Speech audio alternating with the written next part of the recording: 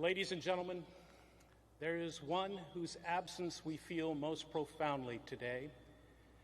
This year, Midshipman John Monroe Johnson was taken from us too soon. I invite you to join me in a moment of reflection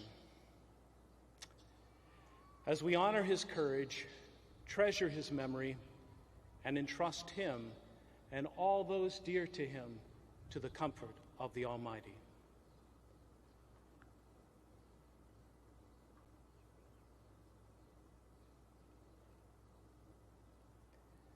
Ladies and gentlemen, according to your custom, as you wish, I invite you to join me for prayer. Eternal Father, as we gather to graduate and to commission our class of 2021, we realize that only 4 years ago, these midshipmen arrived at the Naval Academy and marched through the doors of Bancroft Hall to begin a life of study and of service. It was there that they were taught the highest ideals of duty, honor, and loyalty, and prepared for the arduous task of military leadership. May their memories of the Naval Academy always bring happiness and peace to their hearts. May the friendships they formed here sustain them throughout their lives. And may their service to America make our country stronger. On this day, as they receive their commissions, as they take their rightful place as leaders in the service to which they have been assigned, bless and protect them ever from all harm. Bless also all those that love them and are looking on even now with deep pride and affection. Give them the rich satisfaction of knowing that without their crucial contributions, this day would not have come for the midshipmen they call their own. Finally, gracious Lord, bless our country. Grant that it may ever serve as a beacon of light in a world of encroaching darkness. We pray this in your holy name. Amen.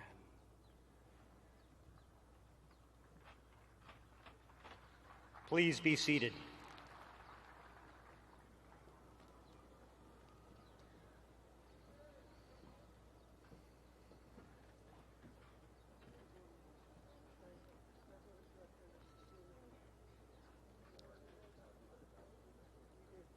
Ladies and gentlemen, the 63rd Superintendent of the United States Naval Academy, Vice Admiral Sean S. Buck.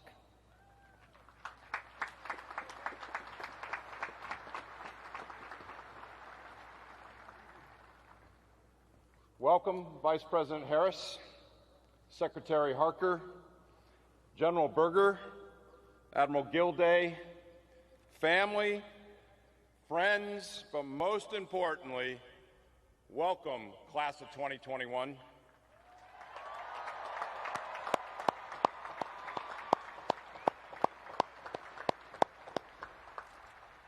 Let me be the first to congratulate you. Today is your day.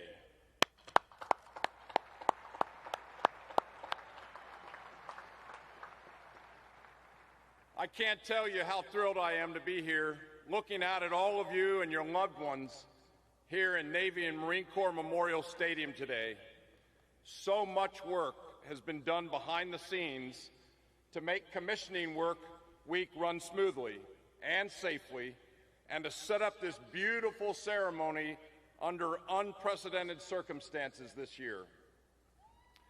I'd like to take a brief moment to thank our dedicated faculty and staff, the Naval Academy Athletic Association, the Blue Angels, the class of 1971, this year's Link in the Chain class, and our very own Naval Academy Band for putting on a fabulous ceremony this year for our graduates. How about a round of applause for all those folks?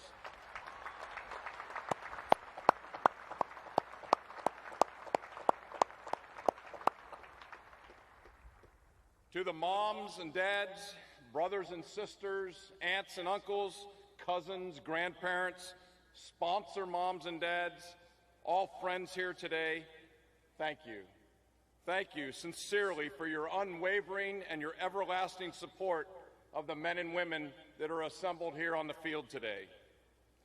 As an academy and a military service that relies heavily on tradition and heritage to guide what we do, there are a few Naval Academy classes that can claim to have borne witness to such sudden and profound change during their time in Annapolis as the class of 2021 has. This past year, there was no relying on the way things have always been done. 21 had to step up and lead the brigade through uncharted territory with limited information at times, often limited resources, and no precedent to accomplishing the mission under any of those conditions. I could not be more proud of the way they managed to thrive this past year despite those circumstances and lead the brigade through a very successful year. Class of 21, within the hour, each of you will raise your right hand and take an oath to defend the Constitution. That action and that promise will bind you to every Naval Academy graduate that has come before you and every graduate that will follow. 100 years ago, as the class of 1921 prepared to take the same oath, Admiral William Sims, class of 1880, and former commander of U.S. Naval Forces Europe during the First World War, submitted some words of advice for inclusion in the class of 1921's yearbook, The Lucky Bag. Sims wrote, and I quote, "A position in the Navy is not an occupation, it's a trust. Your obligation is to prepare yourself for responsible duties upon the successful discharge of which may someday depend on the welfare of our community and our country. A lifetime is not too long for this preparation. If deferred until you reach a position of responsible command, it will be too late." Unquote. A century later, these words still ring true because the solemn obligation we take on as Naval Academy graduates has not changed a bit. Over the last 4 years, you all have worked tirelessly to prepare your mind, body, and spirit for the challenges that lie ahead. But this is just the beginning. Naval Academy graduates have distinguished themselves throughout history in peacetime and in war because they have not shied away from the diligent and constant preparation that's necessary to perform instinctively, honorably, and successfully when the stakes are at their highest. Take your oath today with knowledge that you have a strong foundation which to continue your journey as Navy and Marine Corps officers. Your nation is counting on you, class of 21. Your Naval Academy family is proud of you. We look forward to seeing what you will accomplish in the days, months, and years ahead. It's now my pleasure to introduce the Acting Secretary of the Navy, the Honorable Thomas W. Harker.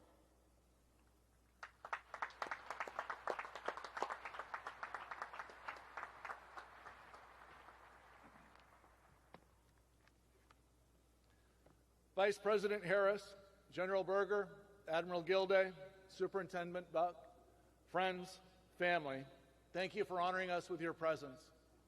And Bravo Zulu, Navy Academy Class of 2021. Congratulations on all that you've accomplished so far and all that you will do for our country. Earning a commission from this institution is never easy, but your academy experience has come with a unique set of trials. The COVID-19 pandemic has challenged your leadership and determination at every turn. You found a way forward, sharpening the edge of the brigade in the face of adversity. That's adaptation and innovation. That's the nature of our business, and that's what this institution is all about. You've been trained to question assumptions, to think with agility, to solve the problems in front of you, and lead others to do the same. Along the way, you'll make mistakes, as will those you command. When I was a young Coast Guard officer, my CO gave me the opportunity to bring our cutter alongside the pier. And since this is a sea story, I could go into a lot of detail about the strength of the winds off the dock, the current that was pushing the stern away, and the fact that the Coast Guard ties up our ships without the assistance of tugs. But suffice it to say that at one point we were rubber banding on line 2, and I put the bow of the ship right into the pier and sent concrete flying everywhere. Needless to say, the base commander who was on the pier waiting for us had some choice expletives for us. But my CO didn't relieve me. He could have easily given the con to a department head or the XO or someone else who could have finished the evolution, but he let me keep struggling and let me persevere through it until we had all 4 lines across and secured the engines. That was the first time I'd had a CO do that in my year on board the ship who let me make those mistakes. It was the CO's first time tying the ship up at our home port, and he allowed that to happen. That was leadership. I never forget the lessons I learned that day, and I've always tried to give others the same opportunity to learn that my CO gave me. There's no better teacher than failure. Learn from your mistakes and give those you lead the opportunity to make their own mistakes when the stakes are low. That's how you build the experience and confidence to handle tomorrow's challenges. And we know that you'll be ready. Today, you're going to receive 2 documents, a degree and a commission. Your degree is a personal achievement. It signifies the academic skill you've shown at one of our nation's top research and education institutions. It declares you have the drive, creativity, and intellect to solve problems. Draw on that spirit throughout your career. Reimagine and reinvent our Navy and Marine Corps to protect our future. It's your fleet. Enjoy it every day, because the second document you'll get today is your commission. That's a reflection of the special trust and confidence placed in you directly by the President of the United States. The most important judge of whether you're worthy of that trust will be you. Your internal voice is a barometer calibrated here on the yard. Carry that voice on deck and ashore, fine-tuning it throughout your career. Conduct yourselves in a manner worthy of that trust, even when no one is looking. From the moment you set on foot on board your first command, you'll be responsible for others, sailors, Marines, and their families.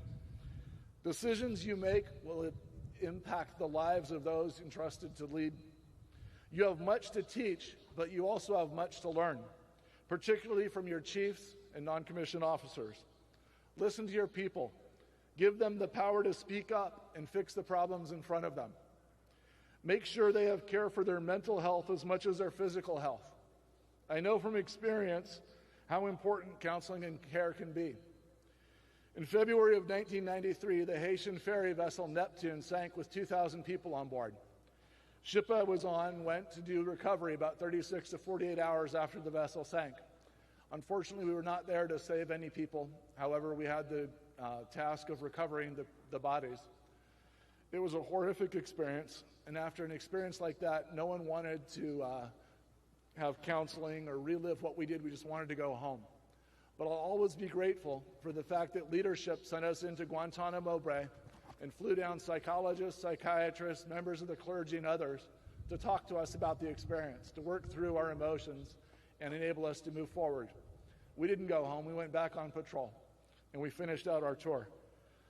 It was the most important port call I ever had, and I'm convinced that it continues to help me to this day.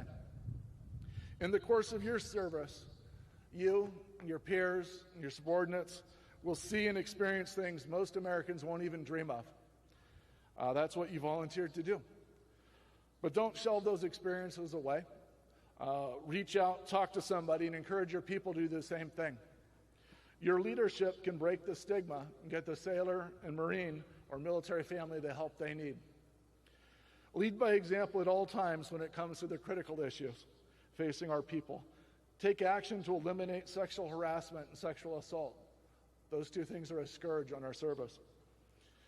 Take the time to mentor, reach out, and foster inclusion and opportunity. We are counting on you to lead because you are the finest leaders that our nation has ever created. To every ensign and second lieutenant here and all of the families at your side, thank you for your service and welcome to the fleet. Thank you very much.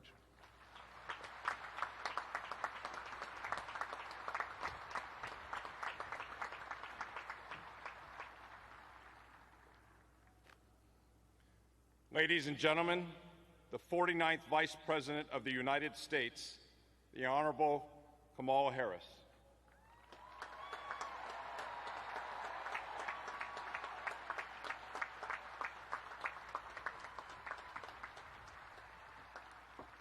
Good morning. Good morning. Acting Secretary Thomas Harker, General David Berger, Admiral Mike Gilday. Looking out at these midshipmen, I know we are all filled with pride. Vice Admiral Sean Buck, Captain T.R. Buchanan, faculty and staff, thank you for educating such a fine crew. Alumni, thank you for the support you have shown over these years to this great institution. And to my military aide, Lieutenant Colonel Frank Macniak, who graduated in 2004, I'm very proud to have you with me here today.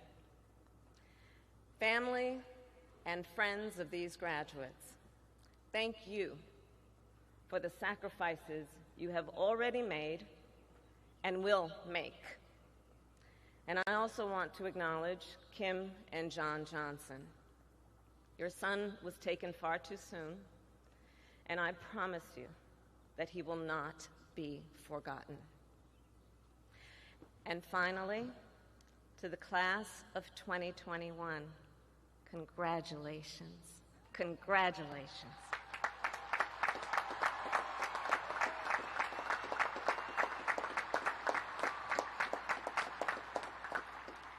And look how far you've come. So you endured 0530 PT and Prono exams. You excelled on athletic fields and in academic exercises. You enjoyed the fare at Dillo's. I know. Karaoke at Harvest. You guys rolled up your sleeves and you got vaccinated and you made it to this day. You made it to this day.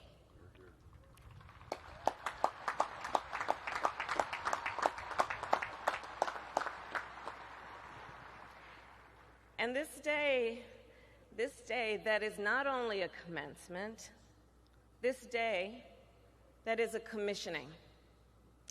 And in a few minutes, you will take an oath. And it's actually the same oath I took as Vice President. An oath to support our Constitution and defend it against all enemies. An oath that has its roots in the founding of our nation. And no matter what changes in our world, the charge in this oath is constant. Remember that as you walk out into the world, because the world you all are walking into is rapidly changing. In fact, we are at a significant turning point. Just look at the last several months, and you know what I'm talking about. And look at several moments in our nation's history for perspective. Think about it. There was the world before the stock market crashed in 1929, and the world after. The world before the attack on Pearl Harbor in 1941, and the world after. The world before the Civil Rights Act in 1964, and the world after. The world before the Berlin Wall fell in 1989, and the world after. At some of these critical moments, our nation was compelled to take a hard look at both our priorities and our preparedness. And another turning point was September 11th, 20 years ago this year. when airplanes hit the Twin Towers and our Pentagon, when Flight 93 crashed in Pennsylvania. That day shaped your entire life, and it shaped our entire nation. It tested our systems, our structures, our very standing in the world. Well, midshipmen, we are now entering the next era. A new age, a new epoch with its own tests, with its own challenges, and with its own opportunities.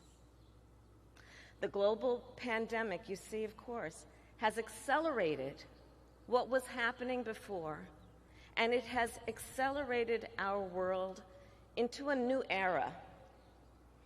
It has forever impacted our world. It has forever influenced our perspective. And if we weren't clear before, we know now our world is interconnected. Our world is interdependent. And our world is fragile. Just think, a deadly pandemic can spread throughout the globe in just a matter of months. A gang of hackers can disrupt the fuel supply of a whole seaboard. One country's carbon emissions can threaten the sustainability of the whole Earth. This, midshipmen, is the era we are in, and it is unlike any era that came before. So the challenge now, the challenge before us now, is how to mount a modern defense to these modern threats. So let me share with you, for example, a personal experience. A few years ago, when I was in the United States Senate, I visited the USS Scranton. It was outside of San Diego, California. And at the time, I was also a member of the Senate Intelligence Committee. So when I was aboard the vessel, I asked the officers, I said, hey, tell me, what does it take to protect such a valuable asset against cyber attacks? And they told me, you know, it's pretty simple. Equipment and experts. Well, the way I see it, midshipmen, you are those experts. On the issue of cybersecurity, foreign adversaries have their sights set on our military technology, our intellectual property, our elections, our critical infrastructure. The ransomware attack by criminal hackers earlier this month, well, that was a warning shot. In fact, there have been many warning shots. So we must defend our nation against these threats. And at the same time, we must make advances in things that you've been learning. Things like quantum computing and artificial intelligence and robotics and things that will put our nation at a strategic advantage. And you will be the ones to do it. You will be the ones to do it because the United States military is the best, the bravest, and the most brilliant.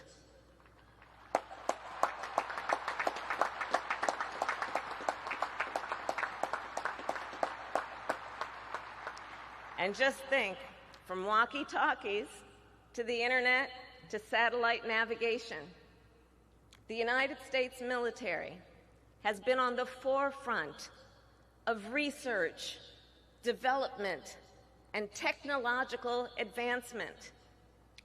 That is a point of American pride. And as I look out at all of you, I know you will build on that leadership. And then, of course, there is climate change, which is a very real threat to our national security. And I look at you, and I know you are among the experts who will navigate and mitigate this threat. You are ocean engineers who will help navigate ships through thinning ice. You are mechanical engineers who will help reinforce sinking bases. You are electrical engineers who will soon help convert solar and wind energy into power, convert solar and wind energy into combat power. And just ask any Marine today, would she rather carry 20 pounds of batteries or a rolled up solar panel? And I am positive she will tell you a solar panel, and so would he.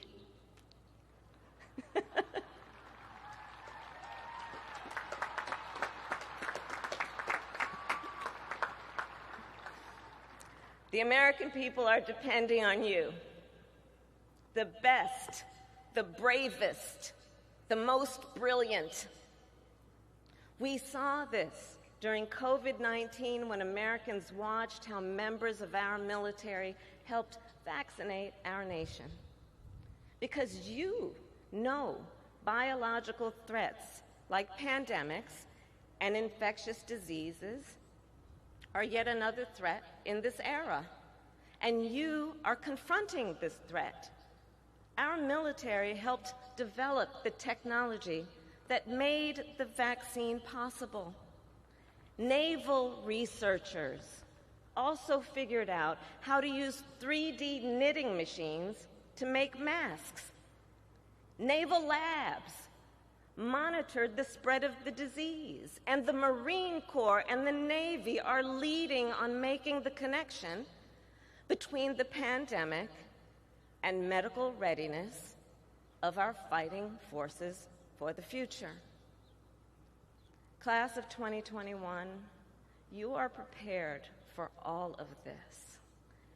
You are prepared for any threat, and you are prepared for this new era.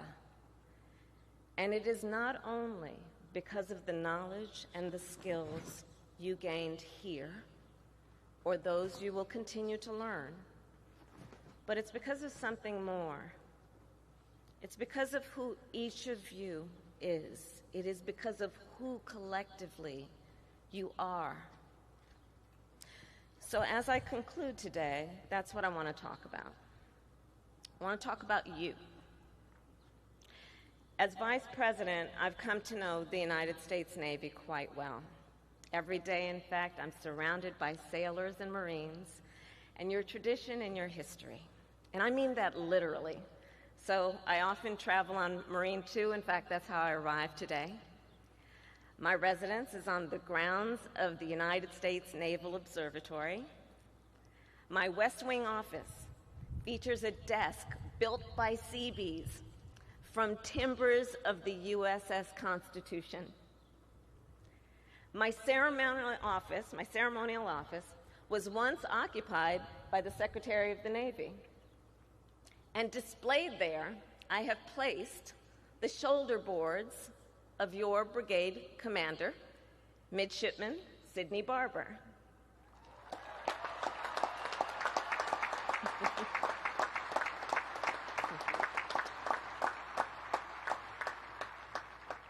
And so here's what I know. Midshipman, you are tireless. You are ambitious.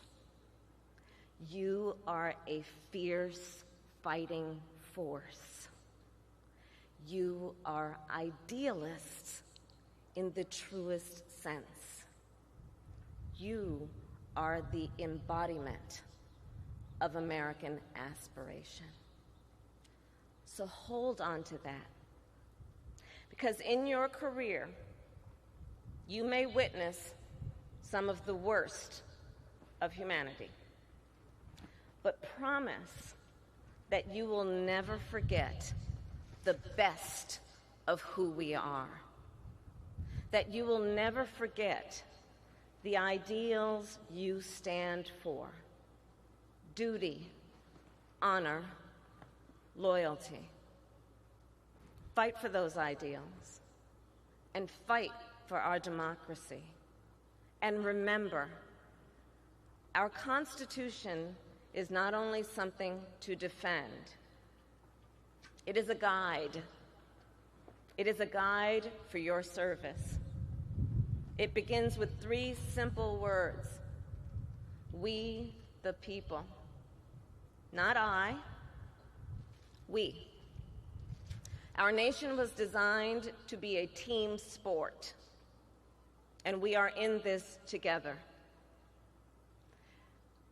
So, finally, I'll just share with you, on my way to the stadium this morning, I stopped by the cemetery to pay my respects to my dear former colleague, a great and courageous American, Senator John McCain. And yes.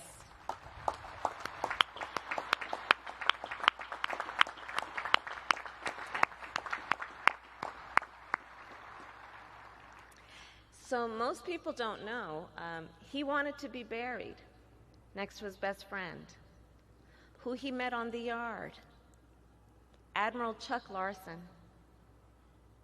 That is the ultimate example of what I mean. In it together.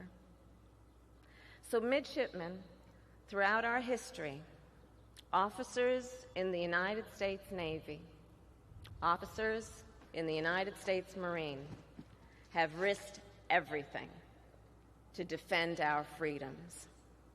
Today, you will swear to do the same. You are the next links in the chain. And so, midshipmen, when you stand to take the oath, I want you to know that as we embark on this new era, President Joe Biden and I, our entire nation, have great faith in you, and we are proud of you. So very, very proud. Congratulations again. May God bless you, and may God bless the United States of America. Thank you.